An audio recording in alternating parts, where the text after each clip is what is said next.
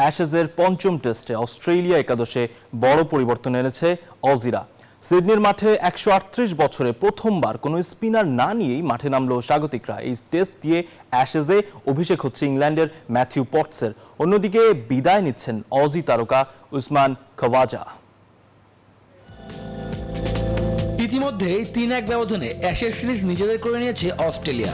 অজিদের দাপটে পারফরমেন্সে সুবিধা করতে পারেনি থ্রি লায়ন্সরা, তাই শেষ টেস্টে এসে সিডনিতে একাদশে বড় পরিবর্তনের সিদ্ধান্ত নিয়েছে স্বাগতিকরা। টম মার্ফিকে নামানোর কথা থাকলেও রাখা হয়নি। রিচার্ডসনের পরিবর্তনে অভিষেক হচ্ছে অলরাউন্ডার জ্যাকব ওয়েবস্টারের। তাসমানিয়ার এই ক্রিকেটার পেস ও স্পিন দুটোই ভালো করতে পারেন। 2022 সালের জুনে নিউজিল্যান্ডের বিপক্ষে টেস্ট অভিষেক হয় যুক্তরাষ্ট্রের 1 নম্বর জিম চেইন গোল্ড জিম এখন আবারও বাংলাদেশে। বসুন্ধরা আবাসিক এলাকা ও বসুন্ধরা সিটি শপিং মলে।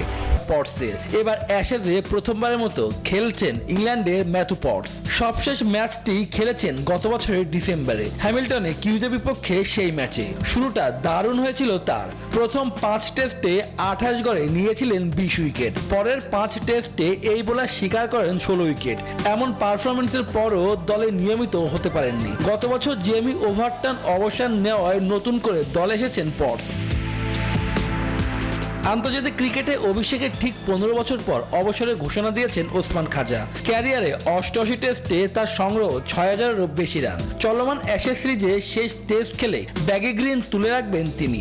সেই সিডনিতে আন্তর্জাতিক ক্রিকেটের প্রথম ম্যাচ খেলেছিলেন, ঠিক সেখানেই সমাপ্তি টানবেন অস্ট্রেলিয়ার প্রথম মুসলিম টেস্ট ক্রিকেটার।